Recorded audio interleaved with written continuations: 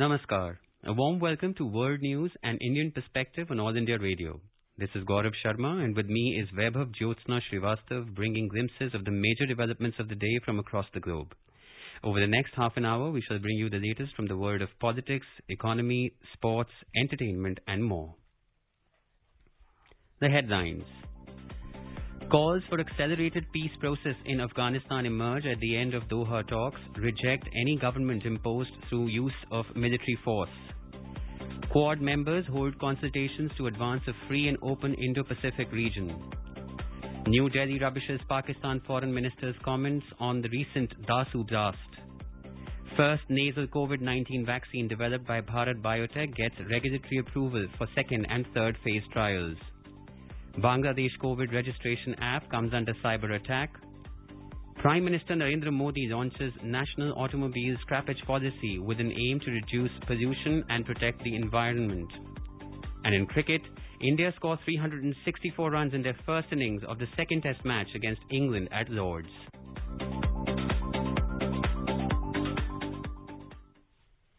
As the nationwide free COVID-19 vaccination campaign at government facilities for those above 18 years is underway, we advise our young listeners to get vaccinated and help others get vaccinated. We also advise our listeners not to lower their guard as COVID-19 remains a threat to our health. Please stay at home unless it is essential to go out and continue to follow these three simple steps. Wear a face mask, maintain 2 gaz ki doori for social distancing, and focus on hand and face hygiene. For any COVID-related information and guidance, contact the national helpline numbers 011-239-78046 and 1075. And now the news in detail. The participants of the international meeting held in Doha on Afghanistan stated that accelerating the peace process is a very urgent and essential issue. The joint statement issued late Thursday urged the two parties to take steps to build confidence and accelerate efforts to reach a political settlement and a comprehensive ceasefire as soon as possible, the two parties being the Afghan government and Taliban. The statement also called for an immediate cessation of violence and attacks in and on the capitals of other governorates and cities. The 9-point statement also underlined that the participants reaffirmed that they will not recognize any government in Afghanistan that is imposed through the use of military force. The statement also stressed upon respecting the human rights, including the rights of women and minorities as part of the political settlement. Representatives from several nations including India, China, Uzbekistan, United States, Pakistan, United Kingdom and the EU, among others, held a series of meetings to assess the status of intra-Afghan negotiations and discuss issues of ensuring the success of the peace process. U.S. Special Representative to Afghanistan, Mr. Zalmay Khalilzad, said that the statement was issued by Qatar on behalf of regional and international stakeholders after days of intense consultations and discussions. Mr. Khalilzad, in a tweet, warned that a government imposed by force will be a pariah state. Meanwhile, the U.S. Secretary of State Antony Blinken and Secretary of Defense Lloyd Austin spoke on Thursday with President of Afghanistan, Mr. Ashraf Ghani. In a statement, the U.S. State Department stressed that the United States remains invested in the security and stability of Afghanistan in the face of violence by the Taliban. It added that the U.S. is reducing its civilian footprint in Kabul in light of the evolving security situation and will accelerate the tempo of the Special Immigration Visa (SIV) flights. Earlier, in a press briefing, the Pentagon stated that President Joe Biden ordered the reduction of the staff in the U.S. Embassy in Kabul. It added that U.S. forces will be deployed to Afghanistan to ensure safety of American embassy personnel and to facilitate the departure of Afghans under the Special Immigration Visa program. Pentagon spokesperson John Kirby said that the measures would be temporary and with a narrow focus. Meanwhile, the UK said that it will deploy military personnel deployed to Afghanistan on a short-term basis to assist British nationals to leave. In a statement, the UK government said that the British Embassy in Kabul is focusing efforts on consular assistance and accelerating work to provide visas for former UK staff in Afghanistan. It added that the UK will provide Afghanistan with more than £100 million of support to improve critical health and education services this year. Representatives of the Quad members, namely the United States, Australia, India and Japan, met virtually as part of regular Quad consultations to advance a free and open Indo-Pacific region. In a statement, the White House said that the meeting seeks to build on and implement the historic discussions during the inaugural Quad Leaders Summit on the 12th of March. The first such summit was held between Prime Minister Narendra Modi, President Joe Biden, Prime Minister Scott Morrison and Prime Minister Yoshihide Suga. The statement added that the four democracies acknowledged that the global security and prosperity depends on the region remaining inclusive, resilient and healthy. They discussed the importance of sustained international cooperation to end the COVID-19 pandemic in the Indo-Pacific and to promote economic recovery. They also examined ways to advance ongoing cooperation on numerous topics of mutual interest and supporting countries vulnerable to coercive actions in the Indo-Pacific region. The importance of peace and security in the Taiwan Strait, the ongoing crisis in Myanmar were also discussed. The Quad also reaffirmed its strong support for ASEAN centrality and the ASEAN outlook on the Indo-Pacific. Meanwhile, India has termed Pakistan Foreign Minister's comments on the recent Dasu blast in which some Chinese workers and others were killed as absurd. External Affairs Ministry spokesperson Arindam Bagchi said this is yet another attempt by Pakistan to malign India in a bid to deflect international attention from its role as the epicenter of regional instability and a safe haven for proscribed terrorists. He said New Delhi has been at the forefront of global efforts against terrorism in partnership with the international community, which is well aware of Islamabad's credentials when it comes to terrorism. Mr. Bagchi added that such desperate attempts by Pakistan at peddling lies and propaganda will find few takers. On the 14th of July, an explosion on a bus carrying Chinese engineers in Dasu area of Upper Kohistan district of Khyber Pakhtunkhwa province killed 9 Chinese and injured 27 others.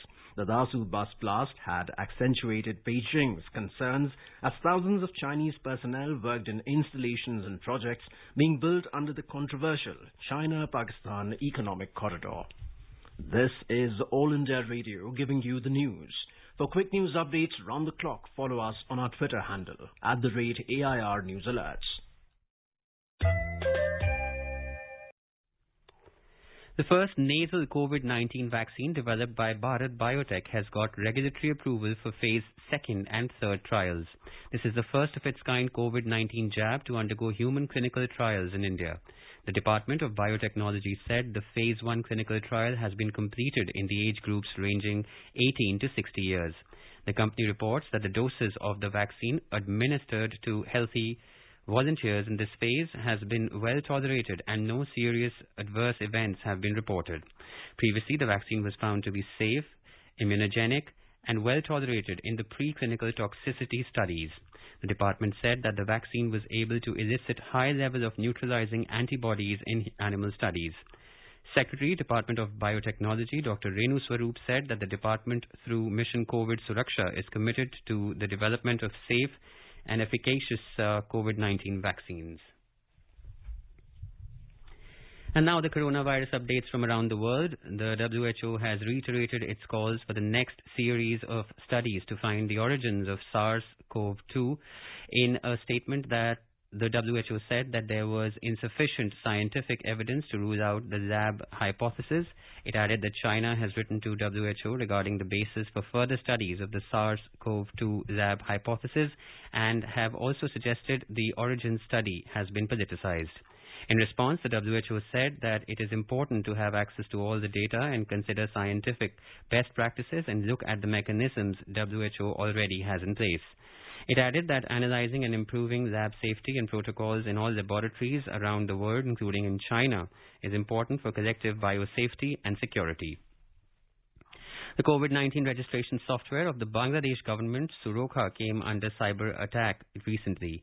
Disclosing this in a program in Dhaka, State Minister for ICT, Zunaid Ahmed Palak, said that cyber attacks are being mounted from a country to shut down the Surokha app. However, the attack was thwarted by the software engineers of the Bangladesh government, said the minister. The attack was noticed when people were unable to register on the app for some time after the government announced a mass vaccination program from the 7th of August. It was shut down for a while for recovery and maintenance. He further said that cybersecurity requires coordination between multiple agencies and it is not possible to be handled individually by any one organization or person. It requires cooperation and concerted effort among multiple organizations. The UK deployed doctors, nurses and logistics experts from its emergency medical team to provide clinical supervision and support to Tunisian healthcare services. In a statement, the UK government said that COVID-19 infections in Tunisia are rapidly increasing and the health crisis is exacerbating the economic crisis in the country. As the number of COVID-19 cases and deaths surged in Tunisia in July, hospitals and ICU beds across the country became full or were stretched to near maximum capacity. The WHO Medical Product Alert warned of 2 batches of falsified remdesivir injections identified in the WHO region of the Americas. In a statement, the WHO said that the products claimed to be manufactured by Gilead. However, the company confirmed that they were falsified and were not manufactured by them. In today's Hotspot section, we bring you an exclusive interview with Mr. Rajiv Chandrasekhar, Minister of State, on initiatives and achievements of the Ministry of Electronics and Information Technology. The interviewer is Bhupendra Singh, AIR correspondent. Sir, next year India is going to complete 75th year of independence. What kind of India do you visualize in the coming years, which will be helpful in giving the country a new identity on the global stage in the digital sector? It is true that we are today 75 years as an independent country. We are a country, of course, with a history that goes way, way back, with thousands of years of culture and heritage and history backing this nation. However, it is also true that it is in the last 8 years or so that the country has made rapid strides in many areas, and many unfulfilled, incomplete agenda issues that were left after independence to drift and fester have been completed in the last 7 years. So I look forward to the next 25 years, and India at 2047, an India that is 100 years of independence, as a country that is truly prosperous, has provided equitable opportunity to every Indian, and has made the Prime Minister Narendra Modi's promise of Sabka Saath, Sabka Vikas a reality, and a country that is recognized by the rest of the world as a shining example of what a democracy can be and is. So what were the schemes of your ministries and department in the last 7 years which played an important role in taking the country forward on the path of progress and development? MeitY, more than any other ministry, at least I would like to think so, has done more to transform the lives of Indians based on the vision of Prime Minister Narendra Modi that technology is the true empowerer of a citizen. MeitY has done a lot to make sure that government funds meant for the poor and the underprivileged in our country reaches them without any leakage, without any corruption. MeitY has done a lot in terms of participatory governance through its MyGov platform. MeitY has done a lot to bridge the gap between government and citizen through various apps. And more recently, during COVID, MeitY has stepped up and helped the government and helped the citizen, helping with apps like Arogya Setu, the CoWIN app, etc. So I think MeitY's role in the last 7 years has been something that every Indian can be proud of. And I certainly hope that MeitY can continue to help and transform people's lives in the next 25 years. So Digital India is transforming India into a digitally empowered society and knowledge economy. How is this scheme providing necessary impetus to the growth of the nation, and what are the targets set by the government to provide hassle-free digital services to the people across the country? Digital India, as you know, is inspired by our Prime Minister Narendra Modi's vision that finally technology is the way to empower every Indian citizen and bring the Indian citizen closer to the government. And technology certainly has done that through the Digital India program. In my opinion, the significant flagship programs like the BharatNet program that will bring online over 40 to 50 crore Indians, making India one of the largest connected countries in the world, having 1 billion people connected on the internet, will certainly unleash the energies and the powers and the imagination and innovation of crores of Indian youth all around the country. And that is really going to propel India from the current 5th largest economy in the world to hopefully the top 2 economies of the world in the next 25 years. So I have a great expectation of the Digital India program in particular and technology in general in fulfilling our Prime Minister's dream of India becoming one of the leading nations of the world. What kind of steps have been taken to reduce the digital divide across the country? The digital divide will be addressed as we connect more and more Indians, offer more and more Indians the opportunity to come online. That is the best way to bridge the digital divide. Currently, 80 crore Indians have access to the internet, but we still have 40 crore Indians who don't have access to the internet. And through the BharatNet program that the Prime Minister has envisaged, it is clear that 1.2 billion Indians will all get connected to the internet soon, and that is the best way to bridge the digital divide and make sure that every Indian has the equal opportunity to better future and to make the Sabka Saath, Sabka Vikas, Sabka Vishwas promise and commitment of our Prime Minister a reality. To promote the indigenous electronic manufacturing sector, what measures have been taken by the government to make India a global manufacturing hub? One of the biggest successes of Prime Minister Narendra Modi ji's programs in MeitY has been the tremendous success of electronics manufacturing. India is now the second largest mobile phone manufacturer in the world. In 2014, we were at 1.9 lakh crores of electronics exports, and currently we are at about 5.3 lakh crores, almost a 3-time jump in just 5 years, 6 years. This is clearly great success, and it is the Prime Minister's vision that on top of this we will start expanding into areas of electronic manufacturing in IT hardware, components, semiconductors, PCBs, and the whole ecosystem for electronic manufacturing in the coming years. His ambition is to make India one of the largest hubs of electronic manufacturing in the world, and certainly it is MeitY's task or mission to help fulfill the Prime Minister's vision and dream and make it a reality. Digital transactions have increased multifold in the country. With the increase in the number of transactions, financial frauds are posing a challenge. What kind of steps have been taken by the government to make digital financial transactions safe in the country? Digital financial transactions and digital finance in particular is one of the greatest success stories. It makes India a showcase for the rest of the world, because digital financial transactions ensure that more and more of the economy is clean, is legitimate, is legal, and transactions that haunted the country for many, many years of black money and illegal transactions are becoming less and less. So digital transactions are very important for a clean economy, and India is a shining example to the rest of the world and a pioneer in many ways, and is showing the way to most other countries in the world, including the larger countries like US and Europe. In terms of security, it is MeitY's mission to make the internet a safe, trusted internet, and most of our policy making is aimed at making the internet a safe place to do business, safe place to transact, and in the event crimes are committed on the internet, that it will be swiftly detected and speedily prosecuted. So it is our endeavor to make the internet, and indeed the entire digital space, not just free and open, but also safe and trusted. What efforts are being made by the government to ensure digital safety of the citizen, especially women in the country, in recent years? With the rapid expansion of the internet and the availability of the internet across the country and indeed across the world, safety of users has become a big challenge and is posing a major policy challenge to many governments around the world.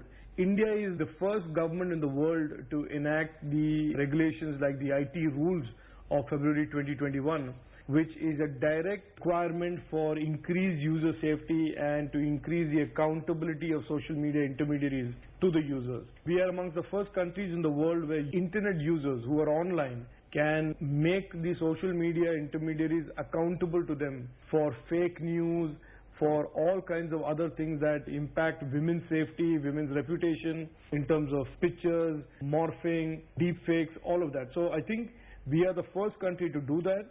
This will continue to evolve, but we are determined to make the internet a trusted, safe place for Indians to be online, and also a place where intermediaries are accountable to the users. Sir, as far as the IT intermediary rules are concerned, how it is going to be a game changer in the future, sir? The IT intermediary rules are very, very important attempt to make the internet a safe and a trusted place for users, and to ensure that these big tech intermediaries are accountable to users.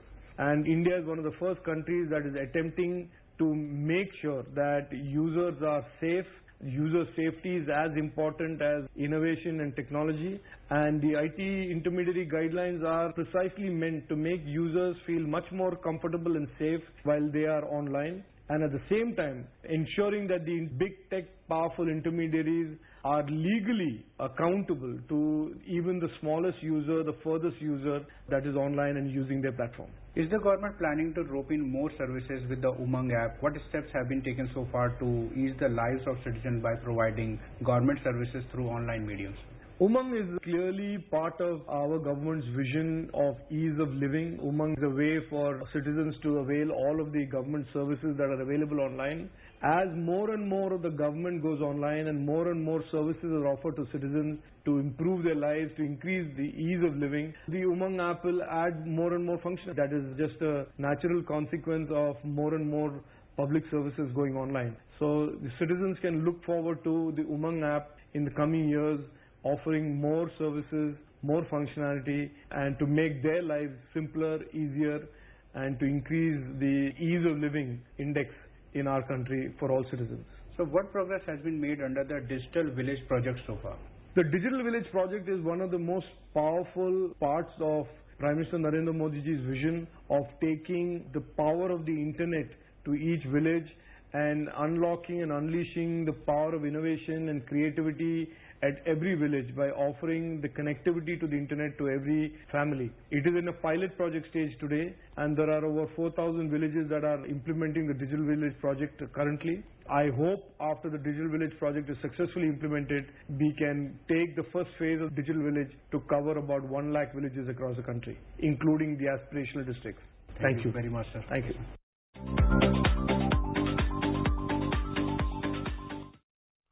In the northern Indian state of Himachal Pradesh, the death toll from a landslide at Negulsari in Kinnaur district of the state has risen to 17, with 13 people still missing and feared dead.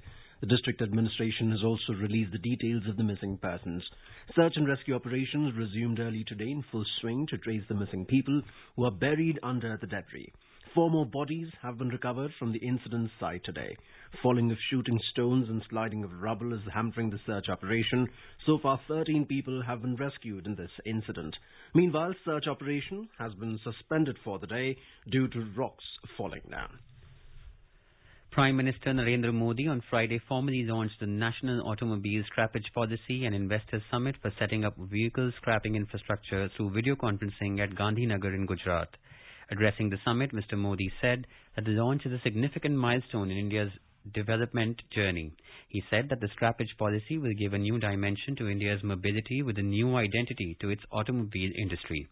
Prime Minister Modi said that the new policy will attract the investment of around 10,000 crore rupees along with thousands of new employment opportunities. He termed this new policy as a waste to wealth in the direction of a circular economy. Mr. Modi said that the new policy reflects India's commitment to achieve fast growth along with reducing pollution and protecting the environment in its cities. Meanwhile, the Government of India has notified the Plastic Waste Management Amendment Rules 2021 prohibiting identified single-use plastic items by 2022. Pollution due to single-use plastic items has become a major environmental challenge. The manufacturing, import, stocking, distribution, sale and use of several single-use plastics will be prohibited with effect from 1st July of next year. The thickness of plastic carry bags will be increased from 50 microns to 75 microns with effect from 30th of September of the next month and to 120 microns with effect from the 31st of December this year. And now a report from the business world. BSE Sensex gained 593 points, 1.08% to trade at 55,437. The NSE Nifty also surged 165 points, 1.01% to trade at 16,529. Among global markets, majority of the Asian stocks fell ahead of more regional economic releases that could hint at how the Delta variant is affecting growth. South Korea's Kospi plunged 1.2%, while Singapore's Straits Times Index and Hong Kong's Hang Seng both fell 0.5%. China's Shanghai Composite Index slipped 0.2%, and Japan's Nikkei 225 ended 0.1% down. European stocks were up and trading in a narrow range in intraday trade. Oil prices fell for a second day after the International Energy Agency warned that demand growth for crude and its products had slowed sharply as surging COVID-19 cases worldwide forced governments to revive movement restrictions. In intraday trade, Brent crude was trading around $71.20 per barrel. Back home, gold prices gained 215 rupees at the multi-commodity exchange for October contracts, in sync with gains in the international markets. Gold was trading at 46,580 rupees per 10 grams. Silver prices also climbed 590 rupees to trade at 62,450 rupees per kilogram for September contracts when reports last came in. In the foreign exchange market, the rupee appreciated by 1 paise to close at 74 rupees and 25 paise against the US dollar. Arjun Chaudhary for World News, All India Radio. And now moving on to sports. In cricket, at the Lord's Cricket Test, England were 118 for the loss of 3 wickets against India's 364 runs first innings score. When reports last came in, KL Rahul's unbeaten ton and Rohit Sharma's gutsy 83 knock helped India take the upper hand against England on the opening day of the second test at Lord's in London. India resumed their innings at the overnight score of 276 for 3. From the host side, James Anderson took 5 wickets and Ollie Robinson and Mark Wood 2 each. On Thursday, England had won the toss and opted to bowl. Youth Affairs and Sports Minister Anurag Singh Thakur on Thursday launched the nationwide program of Fit India Freedom Run 2.0 from Major Dhyan Chand National Stadium in New Delhi. Along with Delhi, the program was also organized in 75 other iconic locations across the country as part of Azadi Ka Amrit Mahotsav, celebrating 75 years of India's independence. And now let us take a look at the major developments around the world as reported in the foreign press. The Wall Street Journal reports that the US FDA authorized COVID-19 booster shots for some people with weak immune systems. The Globe and Mail writes that intense heat wave pushes northward in southern Europe and fuels wildfires. Sydney Morning Herald reports that people caught breaching coronavirus orders will face fines of $5,000 and a $320 stay-at-home payment in Sydney's hotspot areas. Sputnik News writes that Taliban is reported to be just 50 kilometers outside Kabul as the besieged city faces power outages. And South China Morning Post reports that Russia to expel BBC reporter Sarah Rainsford amid simmering tensions with Britain. People with disabilities from across India will undertake an expedition till Siachen Glacier to create a new world record for the largest team of people with disabilities to reach the world's highest battlefield under the banner Operation Blue Freedom. Recently, the government of India has permitted a team of people with disabilities to scale the Siachen Glacier. The team of people with disabilities trained by Team Claw, a team of armed forces veterans. Selected people with disabilities from across the country will undertake an expedition till Kumar Post in the Siachen Glacier to create a new world record for the largest team of people with disabilities to reach the world's highest battlefield. And now a quick look at the headlines once again. Calls for accelerated peace process in Afghanistan emerge at the end of Doha talks, reject any government imposed through use of military force. Quad members hold consultations to advance a free and open Indo-Pacific region. New Delhi rubbishes Pakistan Foreign Minister's comments on the recent Dasu blast. First nasal COVID-19 vaccine developed by Bharat Biotech gets regulatory approval for second and third phase trials. Bangladesh COVID registration app comes under cyber attack. Prime Minister Narendra Modi launches National Automobile Scrappage Policy with an aim to reduce pollution and protect the environment. And in cricket, India score 364 runs in their first innings of the second test match against England at Lord's. India is celebrating the 151st birth anniversary of Mahatma Gandhi. Before we end, let us listen to his favorite bhajan, Vaishnav Jan, by artists from Fiji.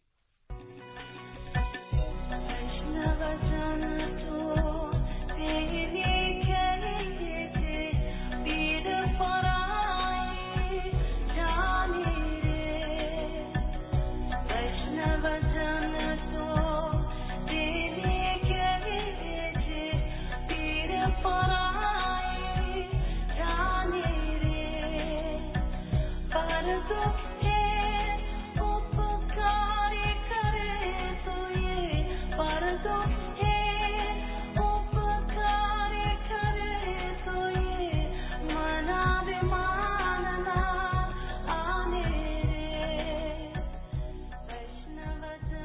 And with that, we end this bulletin. We'll be back at the same time tomorrow with the next edition of World News.